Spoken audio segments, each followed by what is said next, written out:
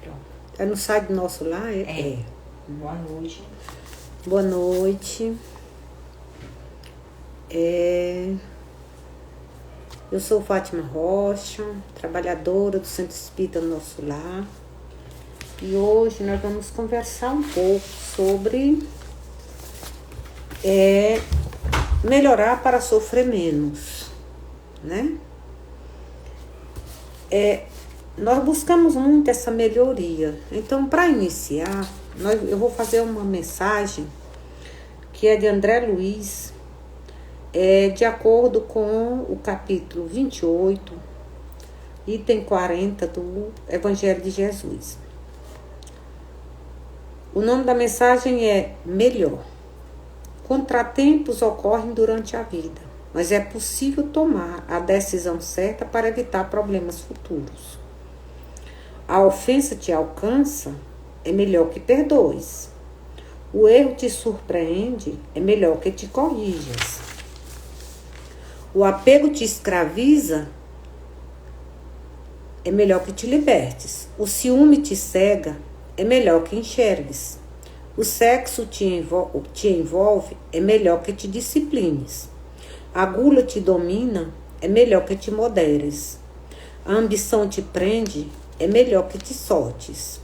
O interesse pessoal te guia, é melhor que te renoves. O corpo te fascina, é melhor que mudes de vida. A alma pouco te importa, é melhor que reconsideres. A morte é simples transferência ao plano espiritual. E para que esta mudança aconteça sem empecilhos, é melhor que te prepares de acordo com o Evangelho de Jesus. Porque egoísmo e orgulho são grilhões que te aprisionam ao corpo morto, ao passo que o amor e a caridade são as asas que te conduzem à vida eterna. Então, essa mensagem é do André Luiz e está nesse livro Vivendo o Evangelho, né? Então, a gente vê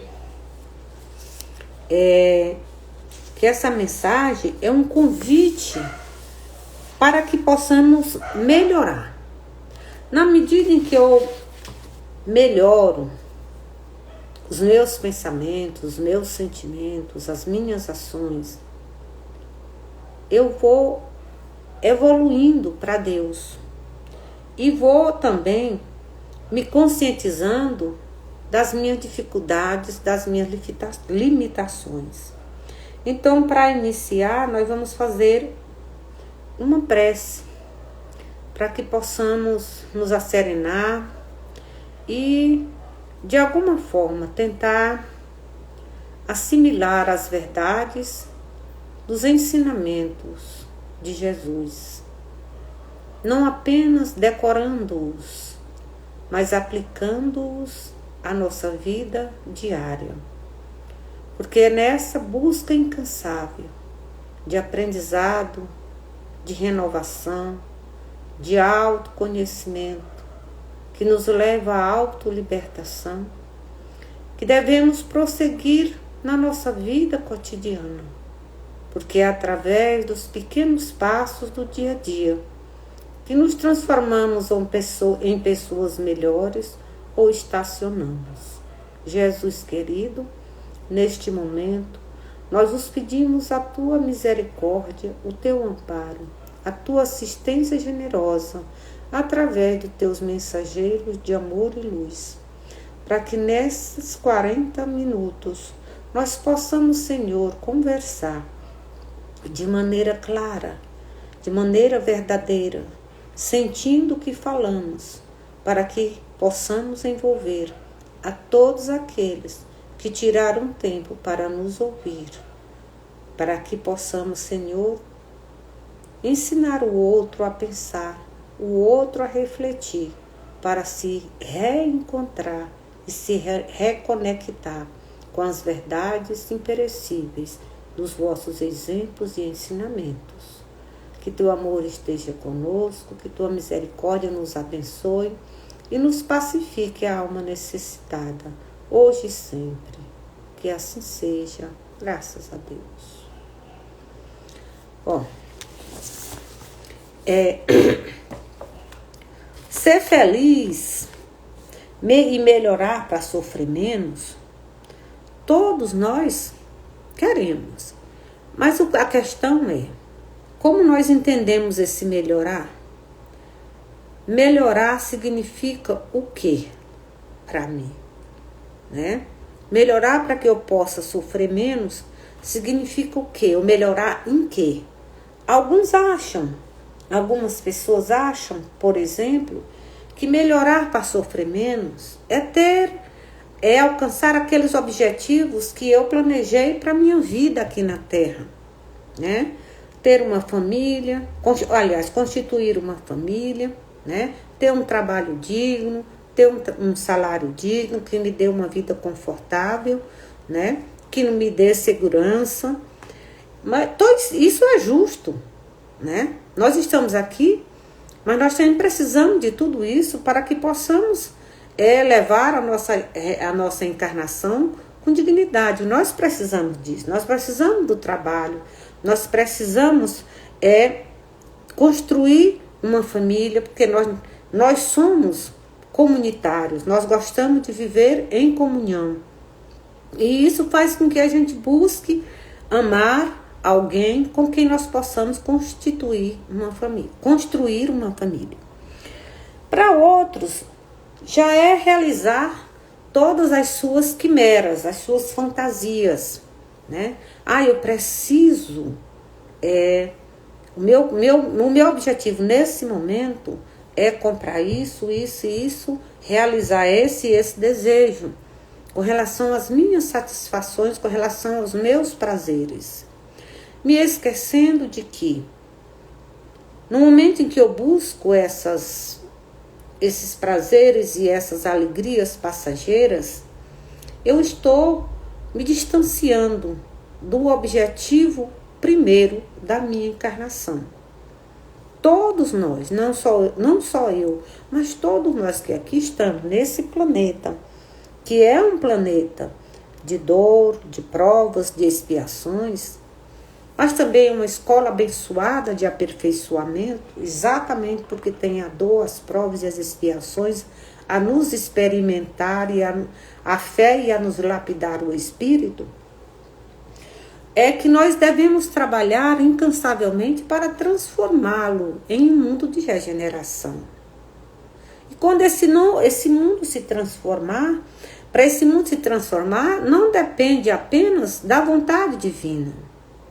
A vontade de Deus é essa, que a gente se transforme em pessoas melhores, que a gente faça jus à oportunidade que a espiritualidade nos dá com relação à encarnação que estamos agora, né? Que é aprender, que é nos lapidar, que é nos transformarmos em instrumento do amor de Deus na vida do outro. Mas quando aqui chegamos, nós somos seduzidos pelas sensações do nosso corpo físico e do mundo no qual nós nos estamos inseridos. Quando a gente entra nessa sintonia do planeta, nós somos imediatamente tocados por suas vibrações, que nem sempre são as vibrações de amor, de paz, de acolhimento, né? De fortaleza. Na maioria das vezes são impressões dolorosas, às vezes são despertar de pensamentos, sentimentos e sensações que achávamos que já tínhamos superado, que já tínhamos eliminado de dentro de nós, ou eliminado ou transformado em virtudes. E a gente se descobre, de repente, numa corda bamba. Comprometemos-nos com a espiritualidade, né, de aqui vir para nos aperfeiçoar, de aqui vir para colocar em prática o que aprendemos de lá, né? E aí nós descobrimos que ao chegar aqui, aquilo que nós pensávamos que já tínhamos superado dentro de nós, floresce. E aí nem sempre lembramos dos compromissos assumidos. Então a gente vê que a receita para a gente se melhorar, para a gente superar e sofrer menos com a nossa com as nossas dificuldades da vida enquanto espírito encarnado, há muito tempo o Cristo trouxe para nós. Então, a gente vê que quando ele disse amar a Deus sobre todas as coisas, ao próximo como a nós mesmos, e fazer ao próximo aquilo que queremos que faça conosco, ele está nos ensinando a caridade fraternal. Então, para que a gente possa melhorar e sofrer menos, é imprescindível que nós saibamos exercitar essa caridade. É imprescindível que a gente entenda que a caridade fraternal ela está implícita na nossa necessidade de ascensão todos os segundos da nossa existência. Porque quando eu entendo o que é que significa me melhorar, eu passo por o autoconhecimento. E quando eu passo pelo autoconhecimento, eu vou descobrindo prioridades que antes para mim não eram importantes. Eu vou descobrindo que o que eu persegui até agora como prioridades na minha vida eram quimeras, né? Eram realizações que, ao serem realizadas, perdiam a importância. Porque enquanto era novidade, era ótimo. Mas depois que passou ao cotidiano, aquilo se transformou numa coisa qualquer, né? Se transformou num móvel. A gente compra um móvel novo, a gente acha bacana, passa uns 2, 3 meses achando maravilhoso aquilo. Mas à medida que nós vamos nos acostumando com ele, nós passamos por ele todos os dias e nem lembramos mais a alegria que ele nos deu no dia que a gente comprou. Por quê? Porque vieram outros interesses. Eu já preciso de outras coisas. Aquele imóvel já não é tão importante para mim. Aí eu já tenho outro objetivo. Eu já quero trocar de carro. Eu preciso trocar de carro. E aí eu vou encontrando sempre algo novo com que eu me preocupar. Mas a caridade fraternal, ela nos ensina que, enquanto eu não aprender que eu vim aqui para amar e servir, e quando eu digo amar, eu não estou falando apenas no meu ciclo familiar, não apenas no meu núcleo familiar, eu estou falando da humanidade como um todo, né? Porque quando a gente diz Pai Nosso, nós estamos reconhecendo a paternidade de Deus para conosco, para todos nós, né? E quando a gente fala, e quando ele fala de amar o próximo como a nós mesmos, a gente descobre que é a humanidade como um todo. E aí começa a nossa labuta interna, a nossa luta interior para nos libertarmos do que nos impede de colocar em prática esse amar o próximo como a si mesmo e só dar ao outro aquilo que eu quero receber. E aí?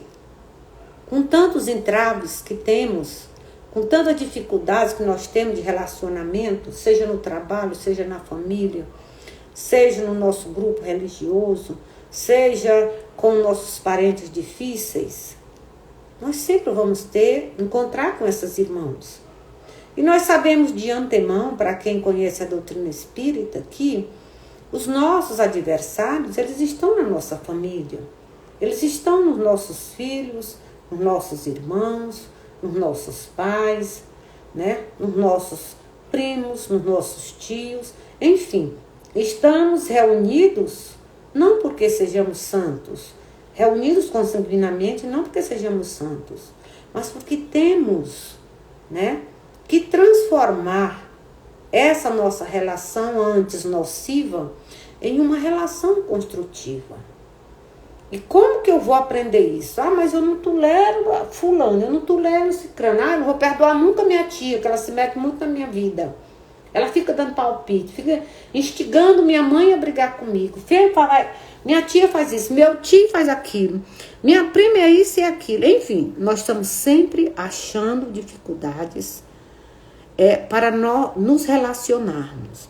Quando é no trabalho, a gente tem sempre alguém que nos perturba, que nos impede de recebermos a promoção que a gente acha que a gente merece, de estar no lugar que a gente acha que merece, né? Então, nós vamos sempre achando que nós somos vítimas. Estamos num mundo no qual a gente não está se encaixando. Então, sempre encontramos alguém para quem culpar. Ah, eu não faço isso porque fulano me persegue, porque fulano me tortura, porque fulano faz isso, porque fulano faz aquilo, né? Então, nós precisamos entender que essa melhoria, para que a gente sofra menos, requer de nós sofrimento, sim. Porque requer de nós autoconhecimento, né? Naquela questão 919, que foi perguntado, né, o que era preciso, né, para que o homem fosse realmente feliz, o que foi respondido, né? Que a gente precisa o quê? Conhece-te a si mesmo, já dizia Sócrates.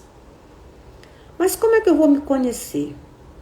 Se eu não permito que alguém me diga os defeitos.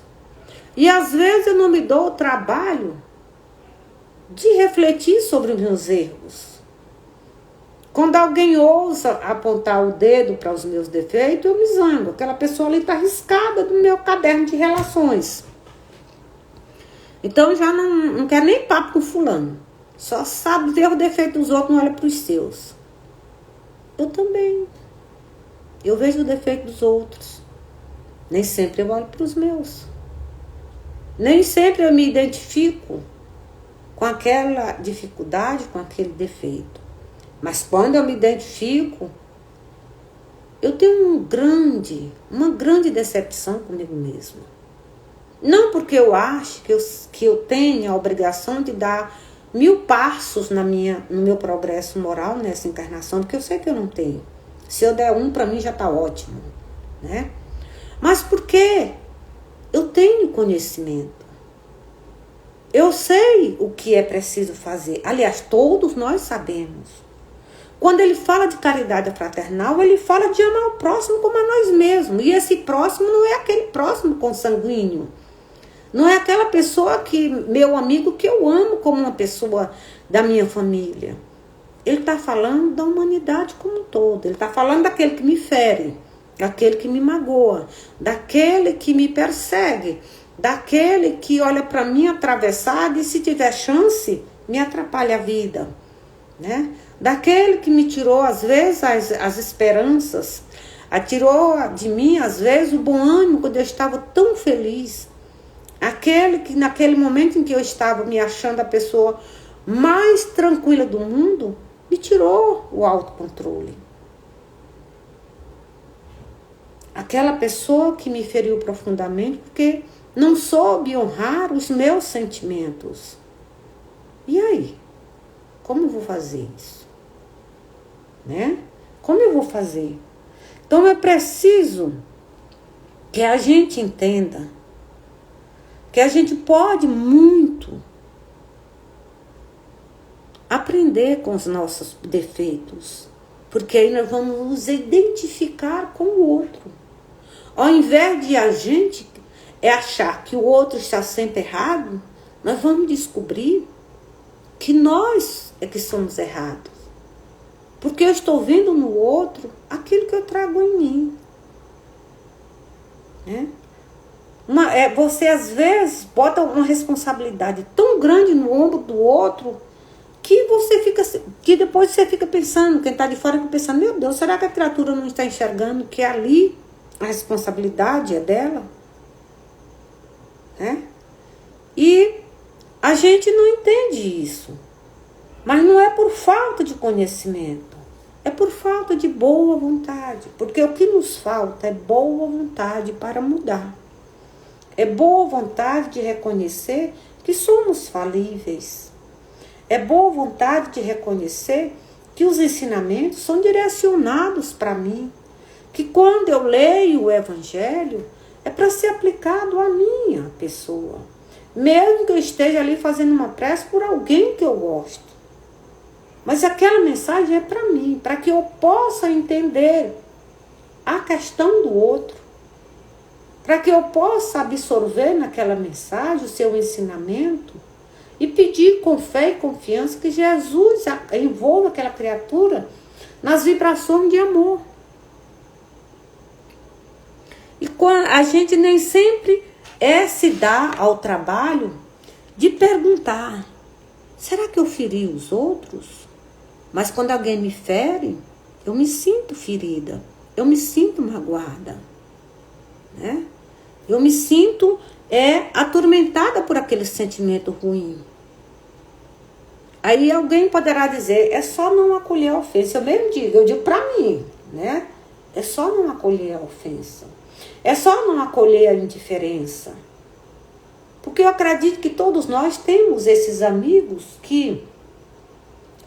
ou conhecidos, ou pessoas com as quais a gente convive, né?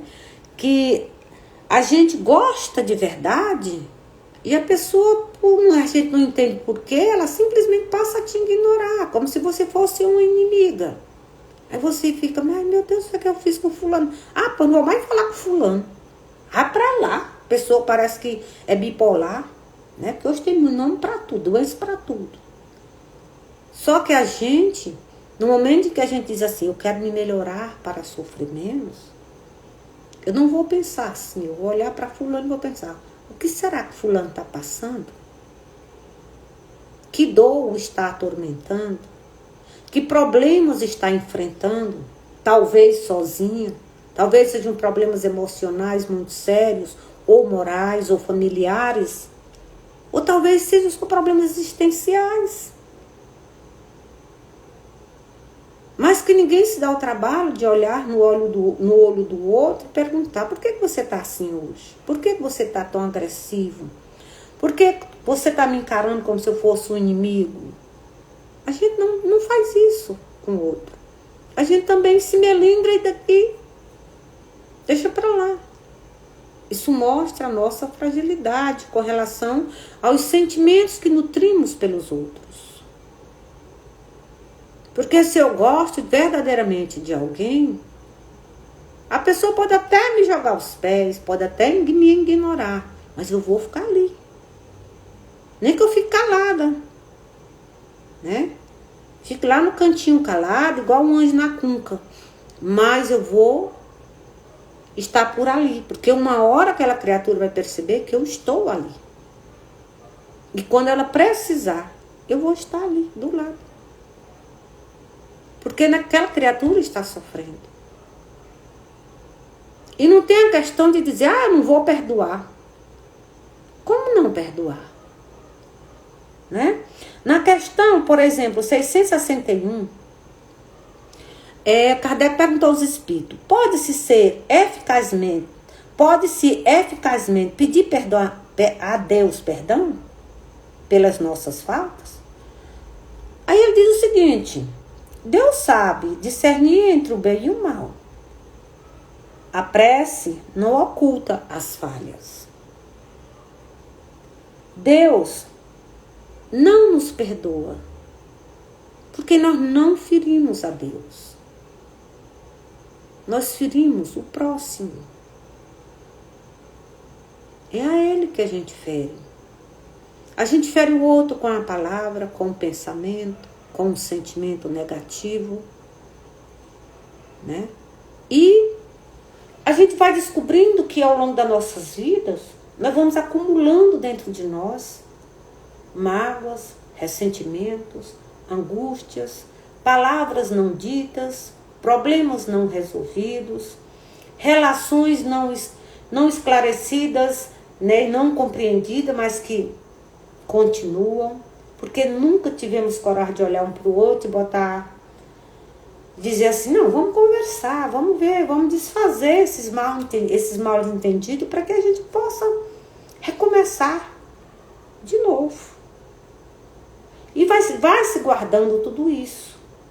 E chega um tempo nas nossas vidas, como nós nos esquecemos de melhorarmos enquanto filhos de Deus, todas essas informações que nos envolvem, que a gente cala na alma, elas cobram de nós. E aí vem as dores físicas, aí vem a ansiedade, que é um desequilíbrio emocional, né? Aí vem a depressão, que é consequência da ansiedade, das coisas não resolvidas. E aí nós vamos nos perdendo no emaranhado de sofrimento, que a gente fica pensando, meu Deus, não é certo, não é justo. Viver para colher o quê? No fim da vida, tanta angústia, tanto sofrimento, tanta solidão, tanto desamor. E aí a gente começa a lembrar de tudo aquilo que a gente devia ter resolvido há anos. Aí a gente começa a lembrar. E a gente começa a potencializar esses sentimentos em nós. E ele vai crescendo dentro de nós, se transformando numa força destruidora. Por quê? Porque nós nos esquecemos de melhorarmos. Nós nos esquecemos de que a caridade fraternal, ensinada pelo Cristo, deveria ter sido aplicada no momento em que a gente descobriu essa verdade. E se eu não entendi que caridade fraternal é essa, eu não dou cesta básica, eu não reparto o que eu tenho com as pessoas, eu ajudo fulano, eu ajudo cicrano, eu ajudo isso, eu faço aquilo. Mas aí vem a questão.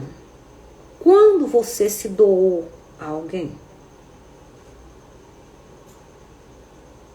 Quando você teve tempo para refletir na atitude negativa ou agressiva ou ofensiva de alguém com relação a você ou alguém que você ame ou que você achava que não merecia aquela atitude? Quando você entendeu que o perdão é como se fosse um relaxante muscular. Sabe quando você vai pra academia, que você chega no outro dia e tá morta de dor, é dor pra todo canto. Quando você vai, no comecinho que você vai, né? Nas primeiras semanas. Aí você toma aquele relaxante muscular, meu Deus, como é bom, você dorme, mas o dia se esticando direito. Aí você descobre que perdoar, que servir, se doar, se desapegar.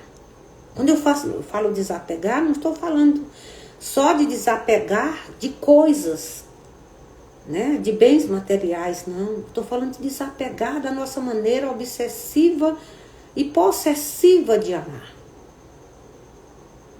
De amar as pessoas. Eu amo fulano. Fulano me pertence. Eu amo meu filho. Meu filho me pertence. Meu filho me pertence. Enquanto ele depender de mim. Depois que ele tiver asas para voar, objetivos a conquistar, ele não precisa de mim. Eu vou continuar amando. Mas ele é livre. É quando também eu caso. Eu casei com fulano. O que é que eu espero de fulano? Que aquele compromisso assumido, né, seja importante para ele como é para mim. Se ele não respeita, mas eu amo, eu aceito. Mas se aquilo me ofende profundamente, e eu não entendo a necessidade dos casamentos provas, dos casamentos expiação, dos casamentos aprendizado, aí eu vou sofrer uma vida inteira. Porque eu vou me deixar seduzir pela mágoa, pelo ressentimento, pelo sentimento. Verdade, Aline. É verdade. Pelo sentimento de culpa. Pelo sentimento de que eu não devia ter passado por aquelas situações porque eu não merecia e então eu não tive força para sair dali. Porque nós encontramos em nós uma chaga nociva, obsessiva, invasiva e destrutiva chamada egoísmo, orgulho e apego. E essas 3 chagas juntas, elas destroem qualquer possibilidade de viver em paz, de construir a paz em nós, de superar a nossa inferioridade, de entender que nós temos ao nosso redor as pessoas com quem nós temos que aprender a lidar, a amar, a servir, né? Ou então simplesmente tolerar. Porque por enquanto é o que a gente faz, tolerar. Amar, a gente ama muito poucas pessoas, né? Mas isso, por quê? Porque nós somos ainda muito exclusivistas. Porque ainda somos muito egoístas. E quando tudo isso nos acontece, a gente esquece, de maneira prática, de vivenciar esses sentimentos na nossa vida diária. Porque tem uma mensagem no livro Fonte Viva, que é a mensagem 126. O nome da mensagem é Ajudemos Sempre. Emmanuel diz o seguinte: se há cristianismo em nossa consciência, o cultivo sistemático da compreensão e da bondade tem força de lei em nossos destinos. Aí ele diz mais o seguinte: um cristão sem atividade no bem é um doente de mau aspecto, pesando na economia da coletividade. Essa mensagem, ela me chamou a atenção, que ela diz: ajudemos sempre. Melhorarmos-nos é tomar consciência de que eu só cresço convivendo com o outro e suas dificuldades, suas limitações, suas angústias, seus medos e sua ignorância. Se nós buscamos a perfeição para vivermos em paz, nós temos que construí-la dentro de nós mesmos. Quando você constrói a paz dentro de você, você consegue conviver com toda e qualquer pessoa, numa boa. E você vai descobrir que não precisa estar cercada de anjos para ser feliz. Porque você é feliz consigo mesmo, porque você vive em paz. E você aproveita cada criatura que Deus coloca na sua jornada para aprender com ela, a aprimorar esta paz, aprimorando o amor. E você, consciente ou não, você vivencia a caridade fraternal, que ela é a única que nos transforma em pessoas melhores. Mas para que isso aconteça, é necessário que eu me conheça. Para que ao olhar para o defeito do outro, eu reflita: será que eu não sou do mesmo jeito? Certo? Eu não bebo, eu não fumo, certo? Eu nunca fiz nada disso, eu nunca usei droga. Eu fui uma pessoa direitinha. Mas eu fui direitinha muito mais por medo de meu pai do que por opção. Se eu tivesse liberdade como hoje os meus filhos têm, eu não sei o que seria de mim. Porque eu descobri em mim tendências muito negativas. E essa descoberta fez com que eu me sentisse menor do que já sou. Não em tamanho, mas em moralidade e espiritualidade diante de Deus. Mas isso também não me tirou o ânimo.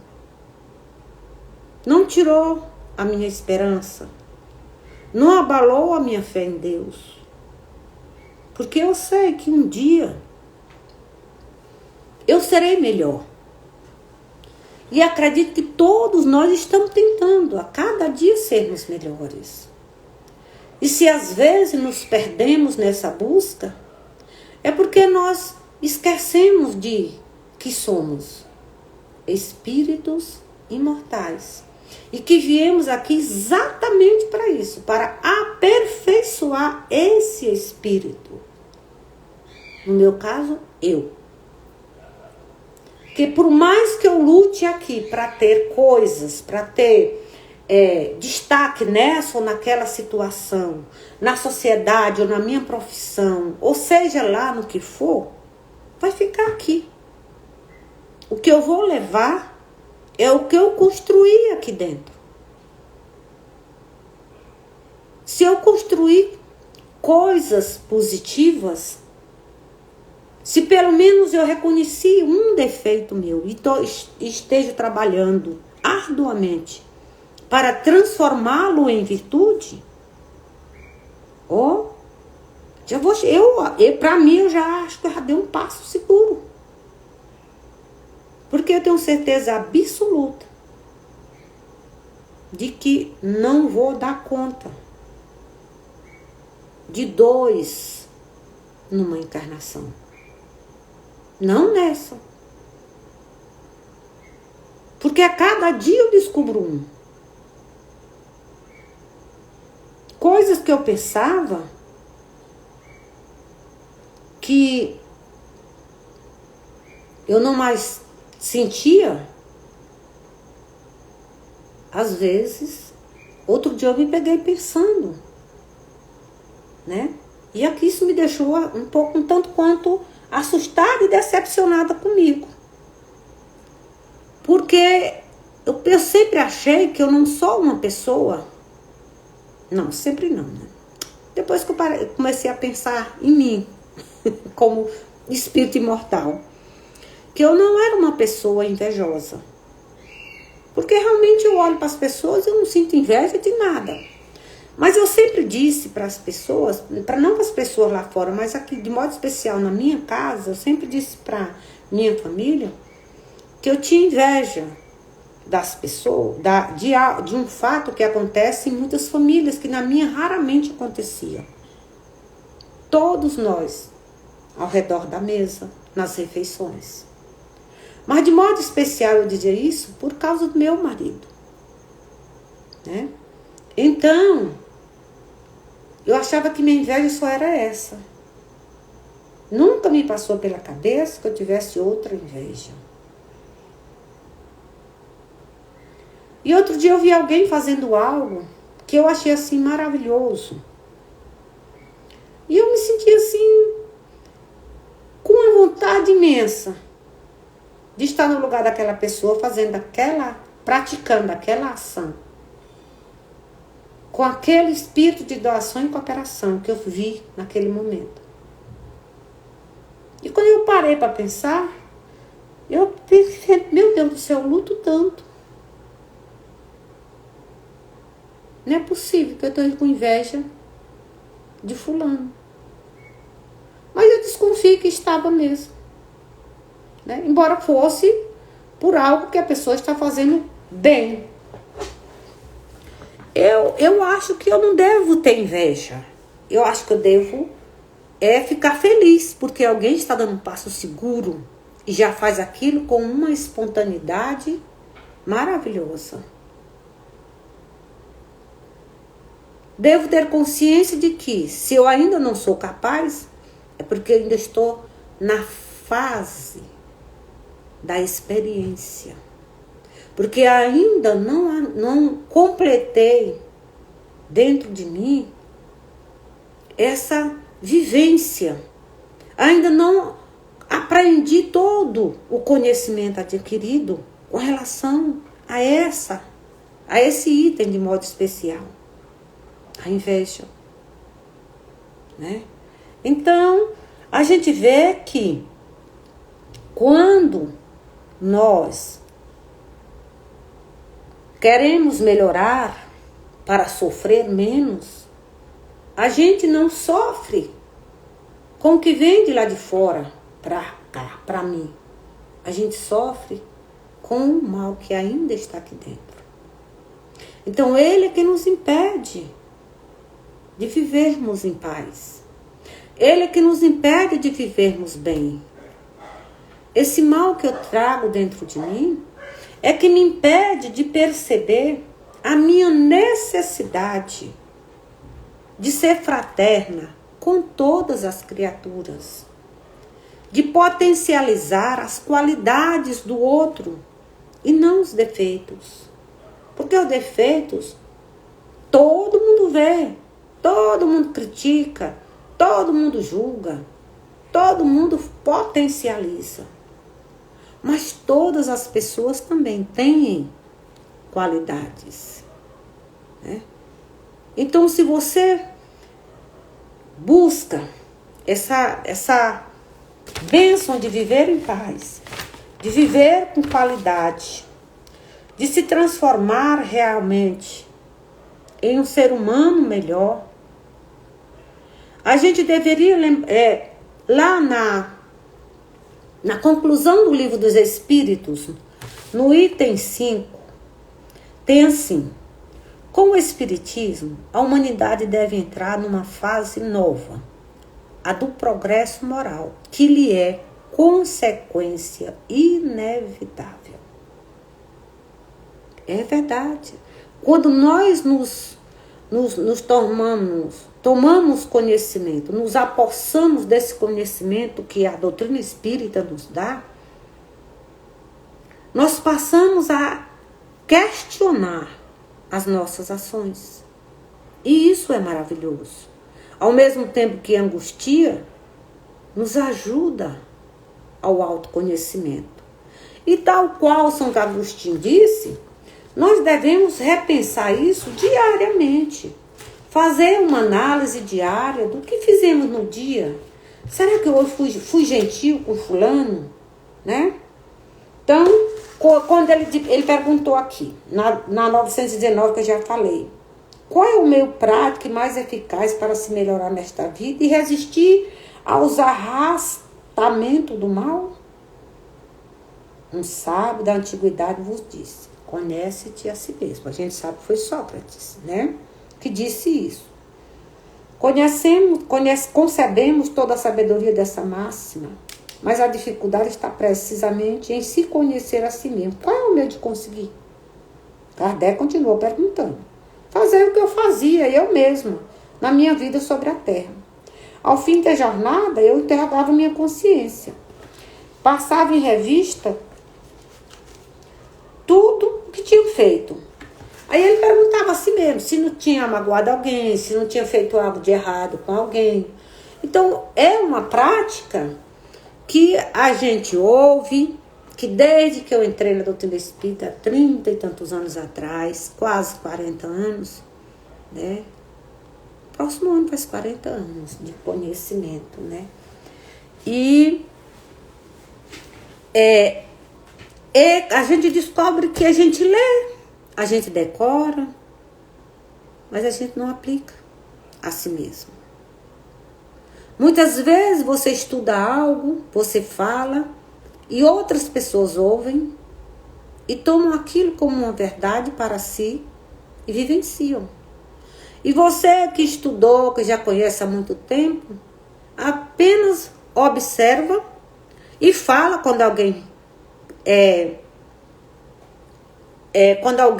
comenta sobre o assunto, você dá o seu parecer, porque você conhece aquela verdade, né? Mas você não vivencia.